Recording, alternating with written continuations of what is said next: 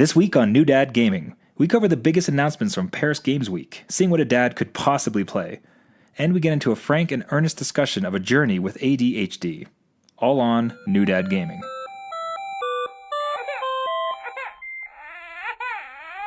The adult beverages are poured, the kids are asleep. Welcome to New Dad Gaming, a show about fatherhood, gaming, and new fathers figuring out their gaming lives. My name is Trevor, and I have a 2-year-old who's actually not asleep, according to the intro. If you hear him in the background, and a 2-month-old. And I'm Jeff. I have a 7-year-old that's wide awake talking. I don't know if you can hear him, but he's not asleep either. And my 4-year-old is sound asleep. So one of two. That would really be the more honest intro there is really, with the adult beverages are poured because the kids aren't sleeping. Exactly. And we're not gaming, of course. Yeah. Jeff, how was your week in, we'll get, actually, let's just dive right into it because there's some really great topics here to discuss this week. I'll hit my fatherhood thing really quickly, then we can kind of get into yours afterwards, after some of the gaming news as well. All's great here. One of the biggest worries is, the second one has thus far, and I'm scared to say this, but he's been so easy by comparison. And Okay. see, I swear I might have already talked about this a bit, but it's still just so shocking. It's hard to have anything else top of mind. And part of it is either just he truly is much more calm, or by comparison, anything is calm. It's just like there's no thunderstorm that'll seem great after a tsunami. So I mean, it was always going to be that way. But he honestly seems really calm, and I just worry that the calm before the storm, or like easy babyhood, awful toddlerhood, like how does that go?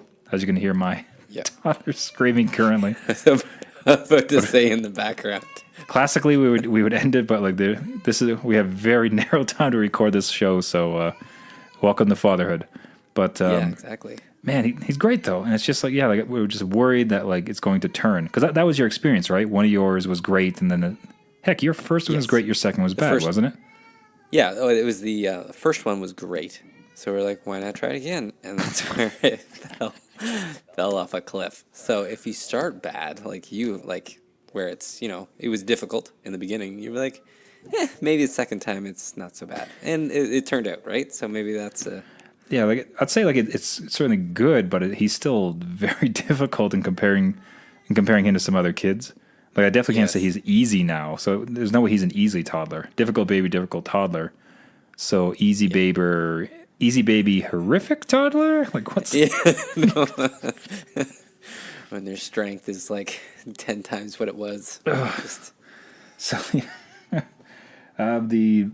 before I get the big news of this week was the Paris Games Week happened. Massive announcements coming through. I was really excited. Some really interesting PSVR ones, but the curious to see. And I'll ask everyone to forgive me because I'm jumping around all over the place for this intro. I did want to ask, did you get any gaming in this week, Jeff? Barely. I will say that I did participate in the Halloween sale on PSN. Ooh. So I had, it's been on my list for a long time, but Alien Isolation. Nice. Decided to jump in that pond. So I play a little bit of that just to get a feel for it. It is really well done. It looks exactly like the movie. Just the feeling, the atmosphere, it's great. Scares the crap out of me, but we'll see what happens when I see the alien. I was going to ask, how is the fear factor for you of it? It's right now. I know that the alien won't show up for a while, so I'm kind of like, kind of walking through this like field of daisies kind of ship, not knowing that impending doom is above me. But everything's fine. The audio in it is crazy. Like you can hear like footsteps and like thumps from above you, so you know that it's gonna get worse before it gets better, and like scratching noises and just breathing from some vents. So I don't know. I'll see how far I get in this game. It might just be too much at one point and be like, you know what? I'm stressed out during the day. I don't want to be stressed out at night. So I need chill dad experiences, please. Yeah, we'll see. I'll mix that in with something else maybe. Maybe that'll calm it down. But recommended. It looks great. See, one of my favorite mods I'd seen for that was that there's one where it just removes the alien. Because That would be even better. some people found like the world so amazing and the lore, and they just wanted to explore and forget the aliens. So this whole mod was just get rid of them. I just want to walk around. Yes, yes. I just want a walking simulator on a space station from the movie. Thank you. That's great. This is wonderful. Very very Yeah. pleasant. Thank you. No doom. Yeah. Yeah. So myself, nothing really for myself. What's notable, which common gripe among new gamers, namely that the constant need for connectivity for games that shouldn't need connectivity. Where it burnt me was we're currently in the middle of a move. We'll discuss that in another podcast. The place where we're at has awful internet, and awful enough that it will not let me connect to Destiny. So it'll let you. Oh no. It'll let me in for like 2 or 3 minutes, and it's like, oh, trying to get the server, and just boot me out. I'm like, oh, great. Okay, so I'll go and play Steep. Steep, the huge, massive snowboarding game. Nope, you have to have an online connection to play that game. Have to. That is some nonsense. Like, what's it? It's a mountain, and I'm on a snowboard. Let me go. Like, what? I don't need to see that Jimmy Frank can like do a 1080 without issues. Like, let me just snowboard around. Oh, and this is what Xbox originally got caught for, right? They got a whole bunch of flack saying it was always online, and then PlayStation came out saying, no, our next system will not have that. And then you have developers doing it anyway. Like, It was so disappointing because that would have been such a perfect game. Zipping around, snowboarding, super chill, but no, you got to be online. So I was toast there. So I ended up playing some Street Fighter, which I hadn't. They announced a whole bunch of new characters. Season 3 is about to come around. They announced Arcade Edition, which includes all the new characters plus a new mode and a whole bunch of amazing things. And the great thing about it is, besides the characters, which is DLC and such, the all current versions of Street Fighter 5 get all the new modes and all this, most of the updates, which is awesome. Really good on them. Yeah, real good on them for that. They've tended that game was a mess when it came out, but it sounds like it's where it should have been a year ago, right? Yeah, I think people would have said that earlier this year, that it kind of finally came into its own where it should have been, and now they're starting to ice it up and like really make it into something. So it's but good on them. Like glad to see that they're releasing free content for current buyers, mostly making money from new characters. Yeah, which I have none. So I was about to say, and how many do you have? Go you. Yeah, master of one. It's like Rhea. It's like a cheap knockoff of Ryu. Hadouken. Anyway, so again, apologies for the jumping around, but let's get right back to it because the huge news from gaming was the the Paris Games Week. Largely just PlayStation, which I thought was more of everybody's included, but nope, just PlayStation Paris Games Week. And the besides like some really interesting PSVR stuff and some kind of more details about known quantities like Last of Us 2, some like the 10 biggest new announcements, we're going to just run through real fast, give it a quick dad take, whether it's something we might be able to play or not. Yeah. Answer to all is like, nope, too busy. Nope, too busy. Nope. No time. Nope, needs an online connection. No time, no money. Yeah. So the Ghost of Tsushima. Oh, well, that one looks very interesting. I will say.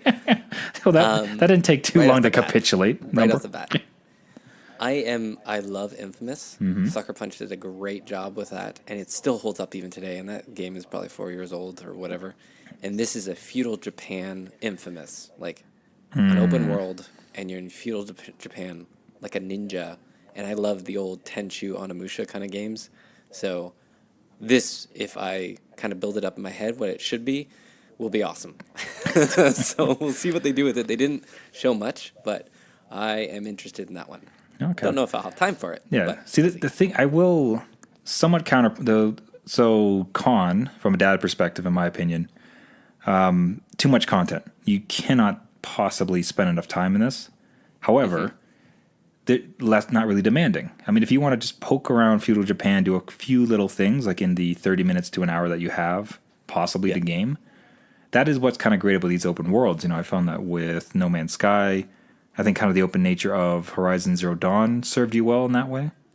Yep. Yeah, well, even Witcher, I go back to that. It took me 10 months to finish it, but little by little, Yeah, it's a I little got up there. So it might be one of those. yeah, little taste, little sample here and there. So it is Yep. truly amazing. It might be your game of 2018.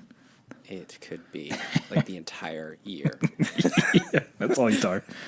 Splunky 2. Surprising that they Yeah. got, I think, exclusivity on that, at least for a while. No, seriously? I think so. I might be coming to PC, so it might be just exclusivity with PS4 and not to Xbox. But that one is a surprise announcement. I don't think anybody was really expecting it at this point. They probably knew the sequel was coming, but Yeah, maybe not here. Did you ever get into it?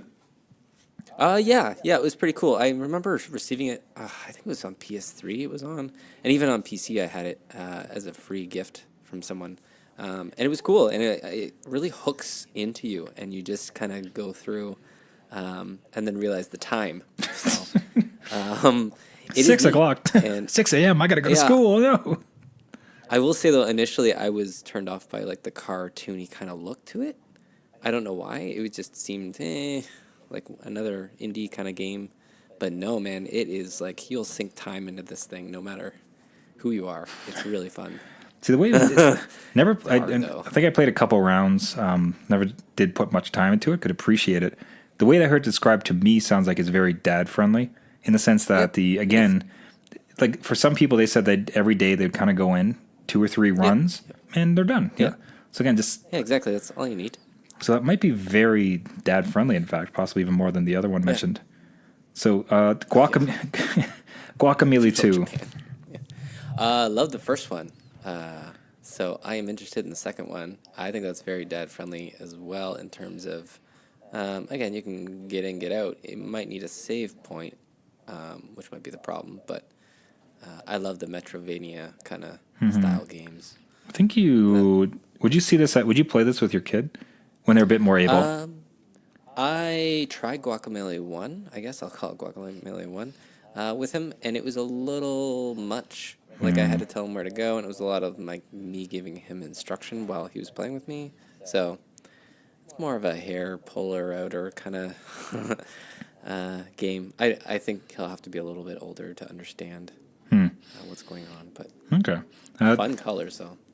Love the style. That's a lot of fun. Yeah. The Gardens Between. That one's neat as a kind of like a dad lesson to kids, because it's like a friendship, and these two kids or these two protagonists, I just have to figure out different puzzles together. So it's kind of like a neat kind of puzzle friendship adventure that I could see my kids trying to figure out, but I don't know how complex it would be. Yeah, I was gonna say It'd be, like just too plus much. like do you think like with that kind of slower pace, especially when you come across something you don't know how to solve, the two of you just Yeah. do you think your kids could have the patience for it though?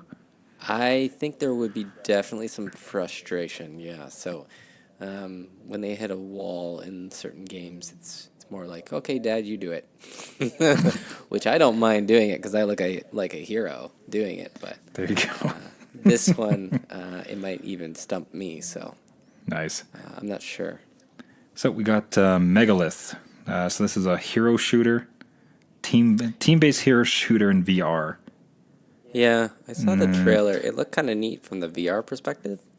Not sure if it's anything I'd See, for me, it's just to. I don't know. There's something very. I'm kind of against too much multiplayer stuff. Anyways, I have had some pretty good times with Overwatch. I'll say, Yeah. but I don't know. VR really feels like a personal experience. I agree. Yeah, I could see that. Yeah. Now, mind you, like I've downloaded Spark, which is the one-on-one thing. I'm a little bit curious to give it a shot and see if Okay, I'd kind of change. But ultimately, VR to me has been very like a solo thing. So. Right. Yeah, I don't know. It's the type of thing I really hope these guys. Anything for VR really needs a demo. Like It does. Like unless you can get in it, how on earth can you possibly know if it's worth a buy? So that one in particular, we'll see. Final Fantasy 15 episode Ignis. I wish this would die. Just go, move on. Like, I like playing through the game. It was okay, but it's a mess. Like, this DLC, the third one I think it's been, is filling in gaps of the story that should have already been there. So for me to, like, I've already completed it. I don't necessarily want to go back to discover what I missed. Because Ignis, Spoiler alert for anybody that hasn't played it. He just shows up after a big battle with an eye missing. So like, not even an eye missing. Sorry, That's he's great. just he's completely blinded, and you don't know why. And he was in a big fight, and you don't know how, and he doesn't talk about it. And then you have to lead him through the rest of the game blind. Cool. So I didn't understand their choice there. So Okay, hold on. You also get to pilot a speedboat. So Yeah. when who cares? Though I will say, my kids love that game.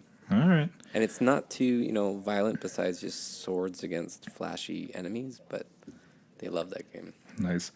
The Hong Kong Massacre, which looks Looks like neat. Like a Hotline Miami kind of thing. More realistic, I guess. yeah, I don't know. Go buy it. I'd have to see. I doubt it. I don't know if I'd go on my way to buy it just with all the hyper violence it feels. Yeah. Hotline Miami was really hard too, so if this thing's as difficult as that is, it's like, nah. I don't. Yeah, I don't have time to be punished. I'm a very No, definitely not in top-down perspective. At least so not for your not kids. going. No. Concrete Genie, adventure about This a one I child think it exploring is the for the world of magic and monsters. Yeah, I think that's kind of a neat idea how it can deal with this kid is being bullied, and for him to escape, he draws pictures that come alive on the walls.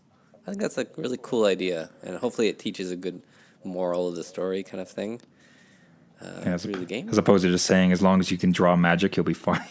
Yeah, as long as you can escape through drugs and acidic drug trips and believing the walls are coming alive. Yeah, I think that could be a neat one. Yeah, that's good. It's interesting. That's Like that one too.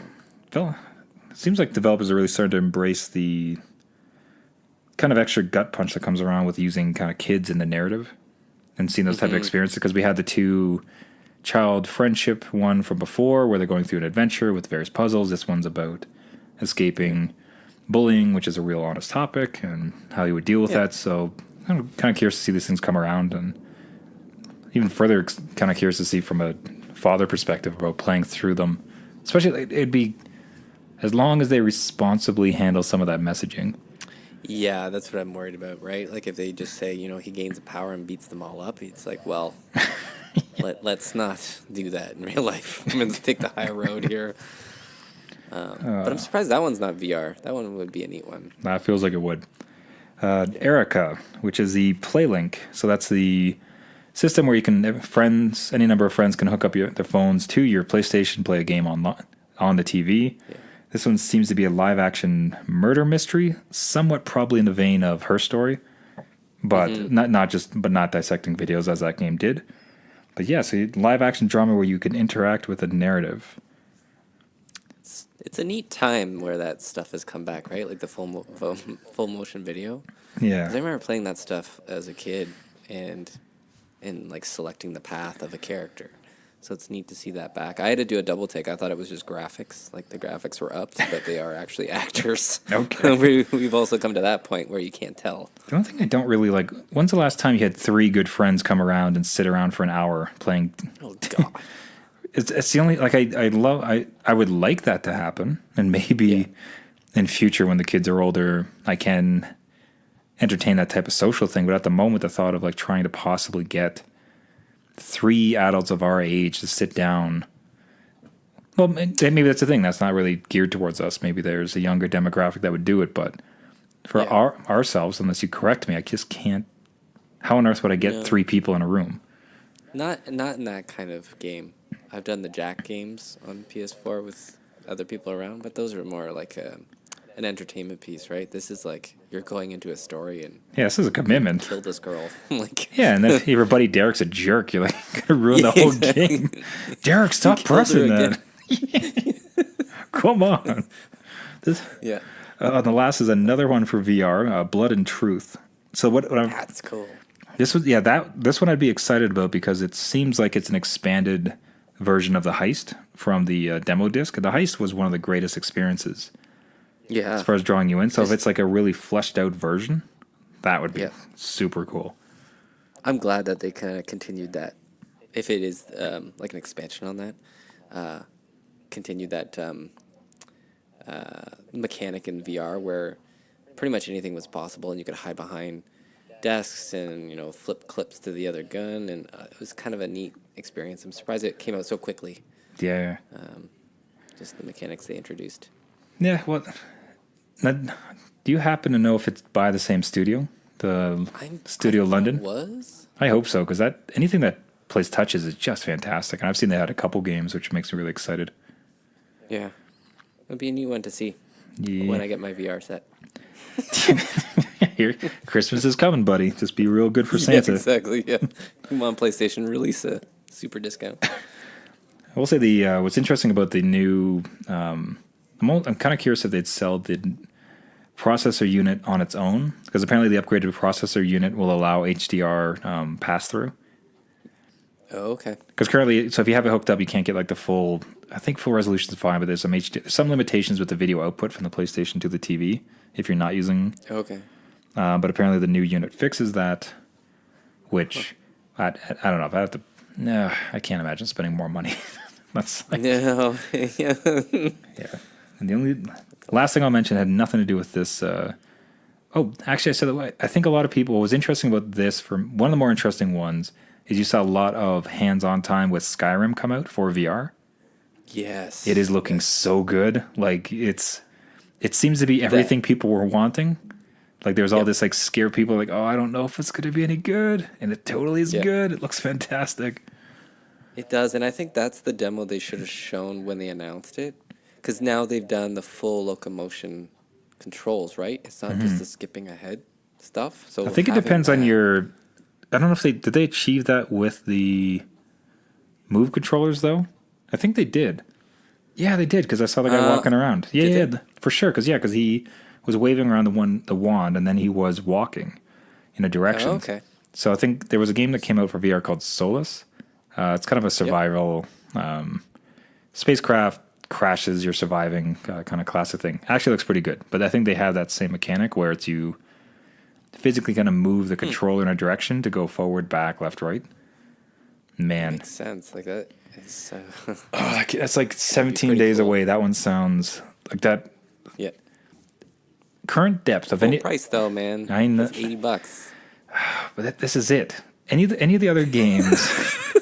Listen, any of the other games are, let's call them like a 5, right? As far as like depth. Yeah. Like Skyrim is like a 50 compared to anything else that's out there. Like the number of hours you could sink. Damn. Oh. It's true.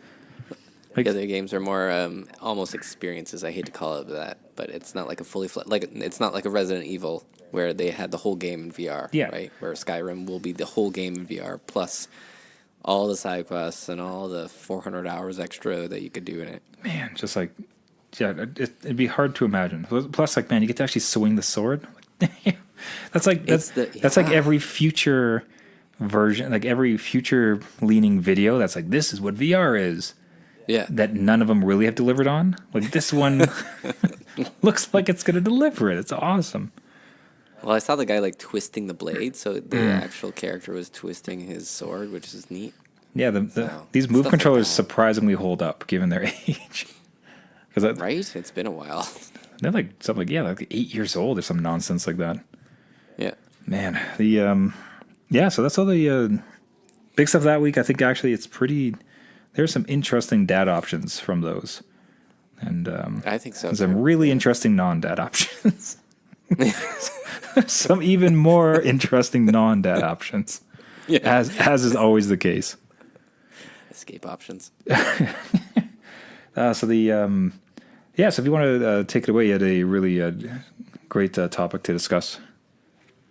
So in terms of parenting and dadding, we've come to a point where my oldest, who is 7, has been officially diagnosed with ADHD. And what that is attention deficit hyperactive disorder. So basically there's 3 types, and he's got the hyperactive type and the inattentive type. So we've kind of known that he's been, the old saying, boys will be boys, and they're very excited, and there's lots of energy. Our oldest son was beyond that. So he was always had tons of energy. He was always talking. I know I say that, but he was always talking, which is great when he's asking questions to get knowledge, but it doesn't stop, which is part of the signs of he's not, being satisfied enough to stop and kind of listen. So you don't have that conversational connection with him when he's always talking and never listening. And then he would be very distracted. So one time in winter, he would, and I think I mentioned this before on the podcast, was in winter, he lost his winter coat in winter, which is, I don't know how you do it. Do you know what I mean? Like you go winter, Wow. you put it on, you come back, you have it. So he's lost many items along the way, and that's part of being distracted. But now we've come to a point in school where we've met with a teacher, and she's noticed that he's being kind of disruptive, not in a bad way. He's not, stop talking. He likes to help everybody, which is great, but he doesn't leave them alone. So he's kind of all over the place. So we went to the doctor a couple times. We had a form to fill out, kind of like a checklist of things that we noticed about his behavior, and then the teacher had the same one that she did. We kind of piled those together and met with the doctor with our son in the room because we wanted, him to be aware of kind of what's happening in general. So as soon as we were in the doctor's office, and, we were kind of like worried, maybe she'll diagnose him a different way, or maybe there's no diagnosis, and then what do we do? But literally in the doctor's room, we're waiting, and he's all over the place. He's touching the bed. He's on the scale. We're saying, sit down. He can't. He's kicking his feet. So she walks in, and she's like, okay, it's pretty much like, That's there's no question here. Open shut case. Yeah. Yeah, your checklist kind of says the same. The behavior now is the same. So her next step was we have a bunch of tools that we can work with him, kind of the fidget toys. So not a fidget spinner, which is not actually a fidget toy. Seriously? That was It's not. oh. So a fidget toy is out the window actually- with my fidget spinner. Yeah, and those are probably dead by now anyway. But it's actually a toy that has different textures and things to like poke in and poke out and rotate and stuff that can kind of keep his mind busy without just like once you keep the mind busy with his hands, he won't. The concept is that he won't bother anybody else with talking or getting in their face. So we've been given tools and some parenting tips on how to work with him. Listening to him. He does have mood swings, so how to deal with that. And then we've moved to the decision to medicate. So that's been a big thing that I've researched and we've kind of delved into, what are the pros and cons? I know this has probably been done for a while, but, is this going to damage him in any way? Like what's the outcome? There's different drugs that have been used for ADHD for a while. Has there been new drugs or new research showing that this isn't the best way? So we researched a lot, talked with the doctor, had that conversation with ourselves, and so now he is on medication, and I will say it is almost night and day in terms of his school. So it's basically a drug that works for 10 hours, so he takes it at 7:30 in the morning, and it will work 8 to 10 hours and kind of wear off at the night. Does he? Through the school day.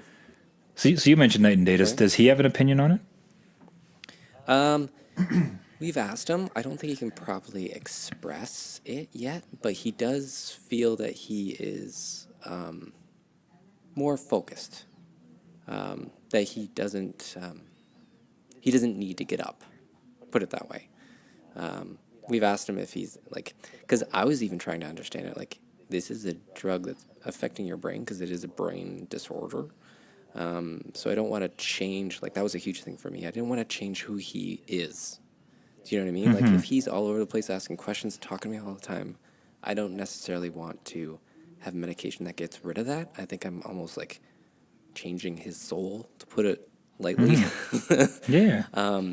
But it doesn't seem to be doing that. It's a minimal dose that kind of helps him through the day. the teachers noticed that he's been focusing. His reading level has gone up, which is great, because now he can read a book properly without being distracted and closing it and going to do something else. And the conversation with his friends have been better, and we've kind of asked some parents too if they've seen a difference. So even as a safety issue, he used to run out in the middle of the road without looking. That's kind of curtailed. We still have to remind him, but not as much. So it might be working there. It's a trial run for 3 weeks. We're going to get feedback from us and the teacher again, and then meet with the doctor and see what's next. If this is working, if it needs to be more, if we need to stop, and go from there. And then we have to, take a look at side effects too, which is insomnia, which he could be up forever, which I think he just passed out now, so 10 o'clock, a little late. And mood swings. So the mood swings he had before, but now they could be as he kind of crashes, I'll say, off the drug when it wears off. There could be some kind of mood swings that happen with little things that go on here. So we have to give him some leeway sometimes on how do we kind of deal with that, and then when to kind of call it quits, because then he does have a brother that kind of learns from that too. So we can't let everything go, but we know that we're kind of in that trial period where we need to figure out things ourselves. So it's been a big experience, and kind of hard to swallow at first, because you kind of want your kid to be perfect, and then you realize that that's not the way life goes, and everyone has their own kind of issues to deal with. Yeah, their own journey. You kind of approach it, and unite and kind of give him the best supports that he's going to need. We have his best interests in mind, so I guess that's the best thing that we can do for him at this time. Yeah, no, really appreciate you sharing that, because that's obviously a massive point of conversation with a lot of dads. I mean, so how did you guys come to terms with some of the narratives that are going around now around the over-diagnosis of ADHD? Because obviously, like in the sense that people are just like tired of their kid being too energetic and they just want to take care of it, as opposed to going through the proper channels like you did, and discussions with doctors, carefully thinking about it, like being on the side of the fence now. Like, what's your kind of thinking around that? Yeah, that was part of the research that we kind of delved into, because I kind of had the same idea that, it's been overdiagnosed, but actually it's been very underdiagnosed, and it could be, I think it also is genetic. So with the underdiagnosis, it's basically a mental disorder that is something rang quite true to me. It was when a lot of people say ADHD is just kind of like faking it. Like, you can fake that attitude to get you to be medicated, basically. So a lot of ADHD kids have been just called like they're faking it, but it's like saying somebody with depression is like they're in a bad mood. It's not the same thing. It's a brain structure thing that they don't quite have the same as everybody else. They can't get the same, I think it's dopamine that's made in the brain to satisfy everybody's actions, and they need this chemical to counteract that. So I can see people saying, everybody medicates their kids because it's more apparent, but I think we're just now more aware of it, whereas before the attitude was, kind of suck it up buttercup kind of thing. I can't see it, therefore it doesn't exist, whereas if I break my arm, I get a cast, it's a physical thing, I can see it, where if it's a mental thing, I don't think people quite understand that, especially in the previous generation. I think now we're just more in tune and kind of, there's more supports for that stuff too. No, of course.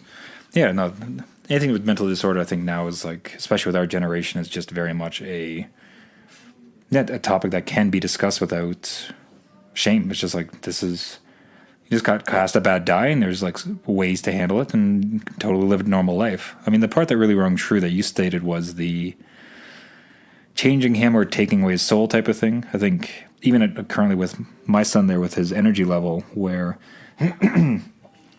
sometimes people want him to quiet down, be still, like relax, like why can't you be quiet? And it's like, that's not him. Like, he's not a quiet guy. Like he's full of energy. loves to laugh and run and play, and he's not going to just sit quietly because you kind of want him to, and that's counter to himself.